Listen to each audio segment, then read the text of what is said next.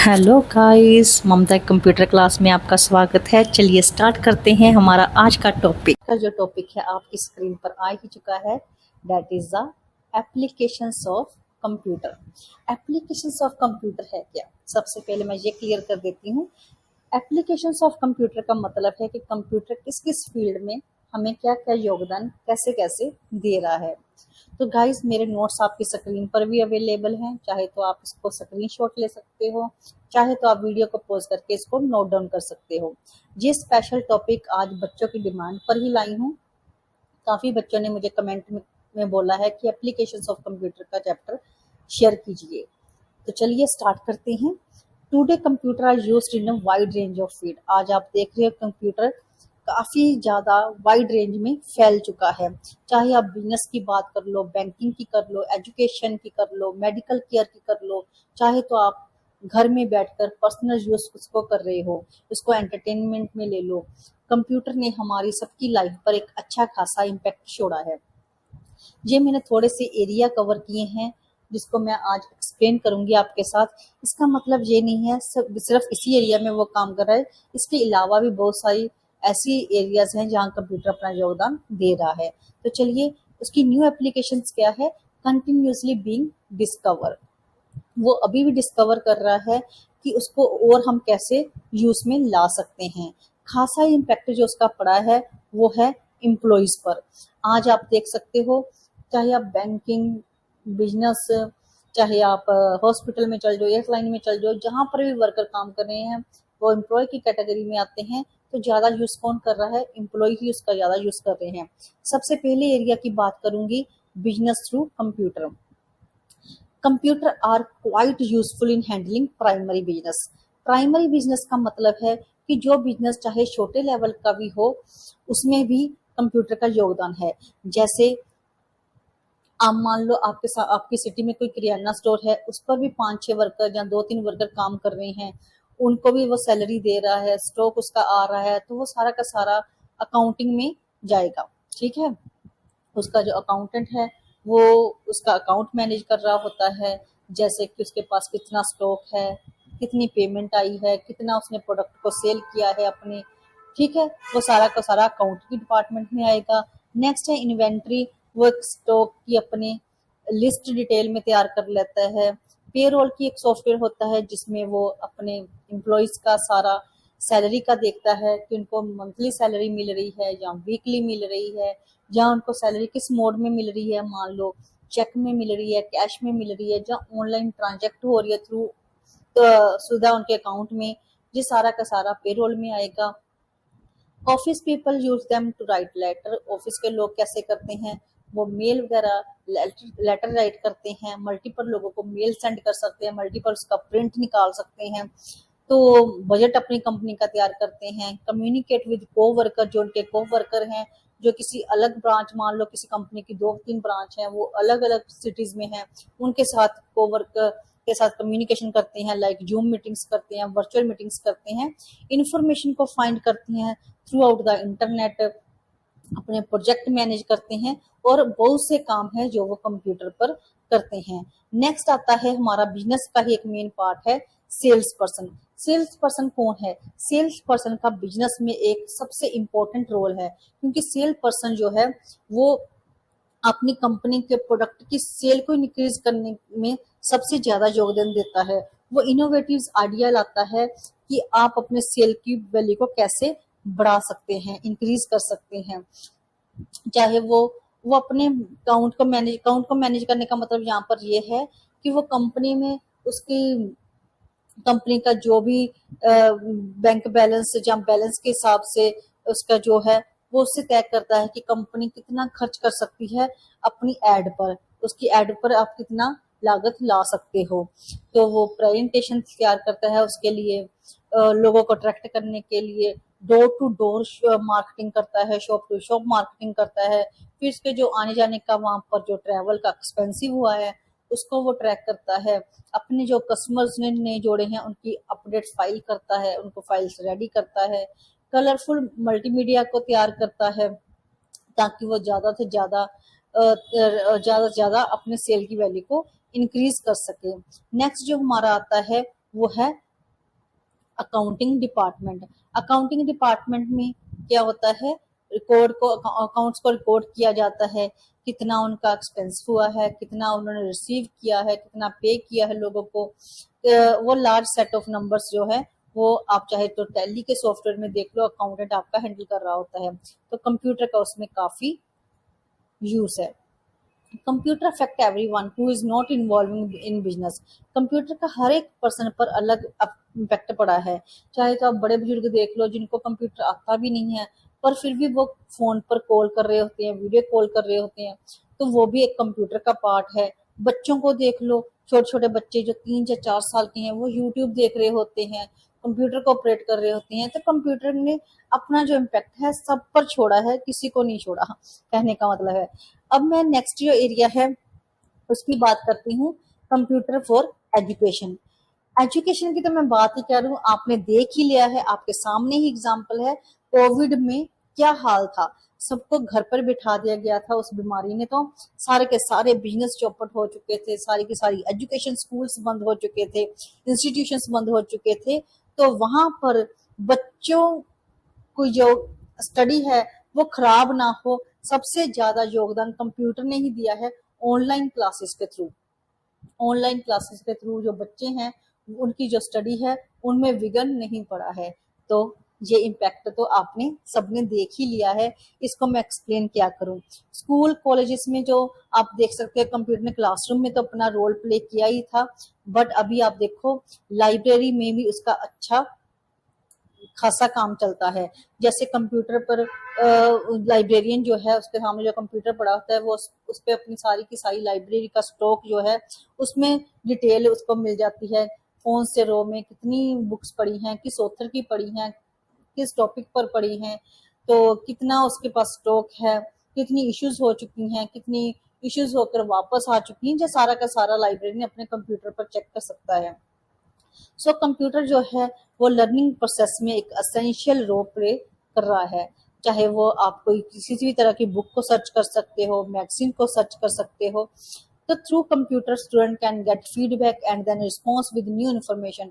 अब स्टूडेंट जो हैं वो सिर्फ बुक्स तक सीमित नहीं रह चुके हैं, वो through out the world search करते हैं अपने स्टडी कोर्स के साथ, उनको इनोवेटिव आइडियाज आते हैं, अच्छा खासा रिस्पॉन्स दे रहे हैं, अच्छी खासी फीडबैक दे रहे हैं अपने टीचर्स को एक नई इन्फॉर्मेशन के साथ। तो उसके उनसे उनका जो माइंड है वो काफी ब्रॉड हो चुका है स्टडी को लेकर। तो स्टूडेंट क्या करते हैं, अपने साइंस प्रोजेक्ट, जो साइंस के मेडिकल के स्टूडेंट हैं वो अपने साइंस को प्रोजेक्ट को डेवलप करते हैं कंप्यूटर के थ्रू, अपनी रिपोर्ट्स को रिपेयर करते हैं, इंफॉर्मेशन लेते हैं all over the world. Online books are also available and can be studying by the student. Online books आपको काफी मिल जाती हैं जो कि बच्चों के द्वारा स्टडी की जाती हैं। ठीक है, नेक्स्ट जो हमारा टॉपिक है किस एरिया में यूज हो रहा है, computer in scientific use. Computer can be use scientifically in collect and analyse data. आप देख सकते हो कि साइंटिफिकली किसी भी चीज को, डाटा को कलेक्ट किया जाता है, उसको एनालाइज किया जाता है।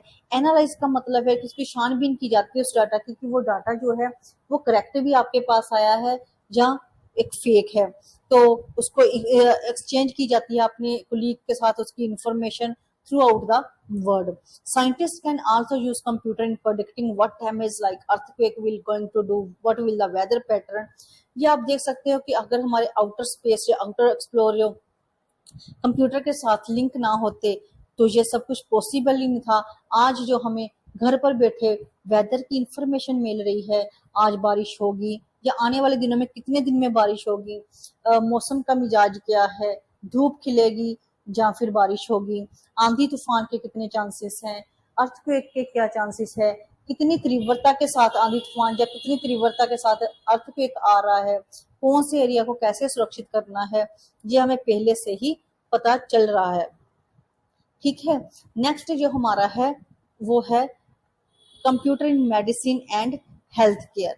मेडिसिन एंड हेल्थ केयर में बात करूं तो आपने देखा ही है, अगर हमारी बॉडी में कोई प्रॉब्लम आ रही है तो हमारे एक्सरेज लिए जाते हैं, हमारी स्कैनिंग की जाती है, एमआर किए जाते हैं।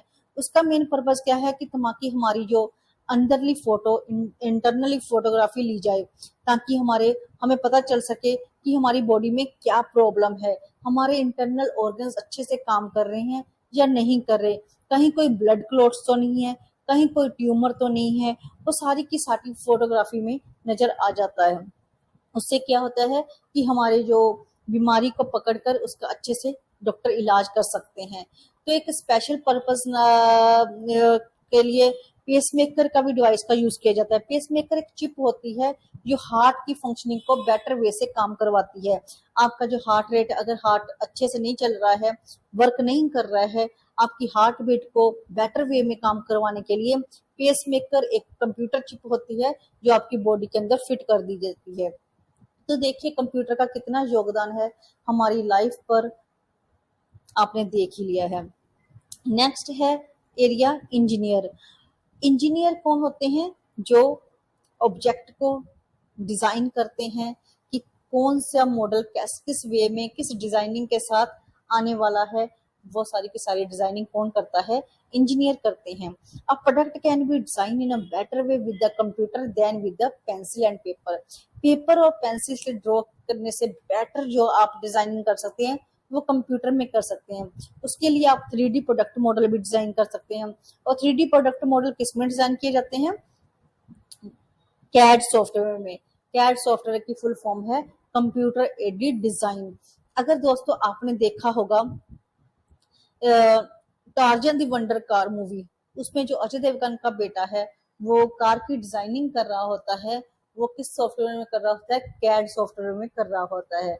कैड में जब आप सॉफ्टवेयर कैड के सॉफ्टवेयर में जब आप ऑब्जेक्ट की डिजाइनिंग करते हो तो आप हर एक एंगल से रोटेट करके देख सकते हो अपने मॉडल को कि वो कैसे डिजाइन हो रहा है, उसकी लुक बैक से कैसी लगेगी, फ्रंट से कैसे लगेगी, लेफ्ट से कैसे लगेगी, राइट से कैसे लगेगी।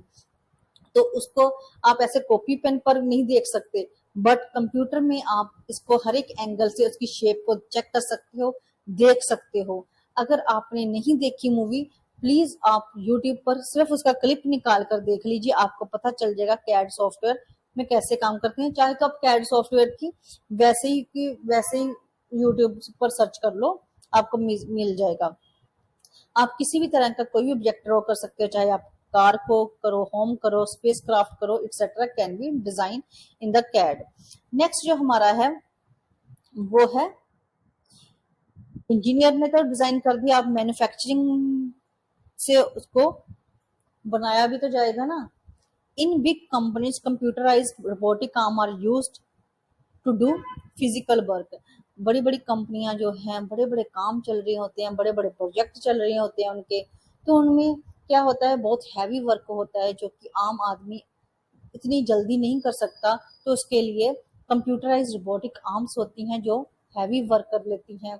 उनसे चाहे किसी भी तरह का काम करवा लो, जैसे ऑटोमेटिक प्लांट है used robot to perform task such as painting, welding, cutting, ये सारा काम कंप्यूटराइज्ड हो चुका है। तो नेक्स्ट मैं बात करूंगी legal practice and law enforcement through computer. तो ये क्या है? लीगल प्रैक्टिस कैसे की जाती है? कंप्यूटर के थ्रू। अब हर एक एरिया में जब कंप्यूटर यूज हो रहा है तो हर एक का एक अपना अलग सॉफ्टवेयर है। ऐसे इसमें एक सॉफ्टवेयर का नाम है वेस्टला। वेस्टला सॉफ्टवेयर जो है वो लॉयर यूज करते हैं ताकि वो अपने जो उन्होंने किसी केस की इंफॉर्मेशन को ऐड करते हैं, उसमें उसको एनालाइज करते हैं, फिर देखते हैं, चेक करते हैं कि वो लीगली आप उसको ला सकते हो अपने केस में या नहीं ला सकते। उस पे सारा का सारा डिटेल आ जाता है कि ये जो है, जो आप प्रैक्टिस इस केस की जो कर रहे हैं, जो इन्फॉर्मेशन आपने इसमें डाली है, आप ये कानूनी तौर पर इसको कर भी सकते हो या नहीं कर सकते हो, इस प्रैक्टिस को इसमें लगा भी सकते हो या नहीं लगा सकते हो। तो ये वेस्टला सॉफ्टवेयर इसमें लॉयर्स की काफी हेल्प करता है। ठीक है। अभी पुलिस डिपार्टमेंट में जो मोबाइल कंप्यूटर्स हैं, जैसे ट्रैफिक में कोई सिग्नल तोड़कर भागा है, उसका फटाफट से कार का नंबर प्लेट से नोट किया जाता है, उसको डाला जाता है उसमें, और तभी उसके ओनर का नाम, रजिस्ट्रेशन का सारा आ जाता है। तो ये सब कुछ किससे पॉसिबल हुआ है? बिकॉज ऑफ कंप्यूटर, है ना। तो एक डीएनए टेस्ट आता है, डीएनए टेस्ट सबका ह्यूमन का अलग अलग होता है। अगर कोई क्राइम करके कोई क्रिमिनल भागा हुआ है तो उसको आइडेंटिफाई करना डीएनए टेस्ट के साथ इजी हो जाता है। अगर उसका छोटा सा वहां पर ब्लड भी मिल जाए, चाहे कोई हेयर मिल जाए, चाहे कोई स्किन का मिल जाए, तो उससे उसको इजीली आइडेंटिफाई कर सकते हैं कि किस बंदे का ये DNA है। नेक्स्ट जो हमारा है वो है computer in theatre, films and television. अब इसकी तो बात सब बच्चों को पता होगी कि थिएटर में थिएटर की स्क्रीन को ब्राइट करने के लिए, उसको डिम करने के लिए स्टेज को यूज करते हैं। उसमें स्पेशली इफेक्ट विजुअल देने के लिए, ट्रिक्स देने के लिए मूवी में यूज किया जाता है, जो कि इम्पॉसिबल था without computer. Computer animations like creating image of people और अदर क्रिएचर्स, जो इस दुनिया में नई भी चीजें हैं उनको भी क्रिएट कर दिया जाता है। जैसे जुरासिक पार्क में हमें डायनासोर दिखाए गए हैं। आप एनिमेशंस लगा लो, कार्टून वगैरह लगा लो, आजकल कार्टून ही इतने अच्छे आ रहे हैं, लगता है ये रियल ह्यूमन से एक्टिंग करवाई जा रही है। तो गाइस कंप्यूटर ने काफी काफी काफी ज्यादा तरक्की कर चुका है, कह सकते हैं। Computer at home, in homes computer are used in different way. आप देख सकते हो, मैंने आपको बताया था कि आपके घर में चाहे जो बड़े हैं वो चाहे कंप्यूटर का यूज नहीं करते, बट वो इनडायरेक्टली कंप्यूटर का यूज कर रहे हैं। आजकल जो फुली ऑटो वॉशिंग मशीन्स आ रही हैं, उसमें आपको पहले जैसे उसका सैंपल में बताया जाता है कि ये जो हमारी मशीन है ये 10,000 या 20,000 1 मिनट में आरपीएम है। इसका आरपीएम का मतलब है रोटेट पर मिनट, मतलब वो 10,000 मूव करेगी, चक्कर लगाएगी 1 मिनट में, या 20,000 चक्कर लगाएगी। गाइस ये कितनी फास्ट में वो रोटेट करेगी, ये कैसे पॉसिबल है? क्योंकि उसमें जो चिप्स लगी हुई हैं वो कंप्यूटराइज लगी हैं। काउंटिंग उसकी कोई बता रहा है, वो चिप ही बता रही है कि वो इतना काउंट कर रहा, काउंटिंग में घूम रही है। ठीक है। बाकी माइक्रोवेव में भी कंप्यूटराइज चिप होती हैं जो हीट करती हैं आपके फूड को। टेलीविजन तो अब स्मार्ट टेलीविजन आ चुके हैं ना, तो ये सब कुछ कंप्यूटराइज्ड हो चुका है। तो एफिशिएंट तरीके से जो उनको काम करवा रही हैं उनसे। ठीक है। तो नेक्स्ट गाइस यहाँ पर भी रन वर्ड आना था। ठीक है, रन आना था, रन देम एफिशिएंटली। तो नेक्स्ट जो हमारा है internet is used for personal communication. आजकल इंटरनेट अगर मोबाइल में ना हो तो आप कहते हैं कि आपकी जिंदगी जो है नीरस हो जाती है। तो जैसे मोबाइल को बार बार उठाना, उसको चेक करना, देखना कोई मैसेज आया है, या फिर कुछ आप नेट ब्राउजर पर चेक कर रहे होते हो, फेसबुक चला रहे होते हो, इंस्टा चला रहे होते हैं, कोई स्नैपचैट चला रहा है। ऐसे बहुत से हैं कि नेट के बिना तो आपको लगता है कि आपका मोबाइल बेकार है, आपकी लाइफ बेकार है। तो आप उसको यूज करते हो पर्सनल कम्युनिकेशन के लिए, चिल्ड्रन यूज करते हैं उसको एंटरटेनमेंट के लिए, उसमें गेम्स खेलते हैं, म्यूजिक सुनते हैं, मूवीज देखते हैं। और उसके अलावा है ई कॉमर्स की तो बात करूं तो आजकल तो ऑनलाइन शॉपिंग का जमाना है। ई कॉमर्स की फुल फॉर्म की बात करूं तो इलेक्ट्रॉनिक कॉमर्स है। ठीक है, इलेक्ट्रॉनिकली आप ऑनलाइन शॉपिंग भी कर रहे हो, अपना फूड भी ऑर्डर कर रहे हो जोमेटो और स्विगी से। ठीक है, आप अपने बैंक खाते को घर बैठे ऑपरेट कर रहे हो। ठीक है, ठीक। तो उसके अलावा so these are the general area जो जिसकी मैंने बात की है। इसके अलावा भी बहुत से एरिया है, जैसे ऑनलाइन टिकट रिजर्व कर सकते हो, सुपरमार्केट की शॉपिंग कर सकते हो, फैशन इंडस्ट्री में आप काम भी कर सकते हो, प्लस आप वहां से शॉपिंग भी कर सकते हो बड़ी बड़ी फैशन इंडस्ट्री से। ठीक है, तो कंप्यूटर अपना वहां पर अच्छा सा रोल प्ले कर रहा है। फैशन इंडस्ट्री में तो डिजाइनिंग भी जो अपने के सूट की, लहंगों की, वहां पर डिजाइनिंग भी हो रही है, वो भी कंप्यूटर के थ्रू हो रही है। तो कंप्यूटर ने अच्छा खासा हमारी लाइफ पर इम्पैक्ट डाला है। तो गाइज अगर मैं छोटे से शब्दों में कहूँ कि बिना कंप्यूटर आज हमारी जिंदगी बेकार है। प्लीज बच्चों, इसको आप इसका जितना फायदा ले सकते हो फायदा उठाओ, बट नुकसान नहीं। उसको गलत तरीके से यूज मत करो, अच्छे तरीके से यूज करो जितना। तो दोस्तों, अगर आपको मेरे कंटेंट पसंद आ रहे हैं, please like, subscribe and share my YouTube channel. Please thank you very much.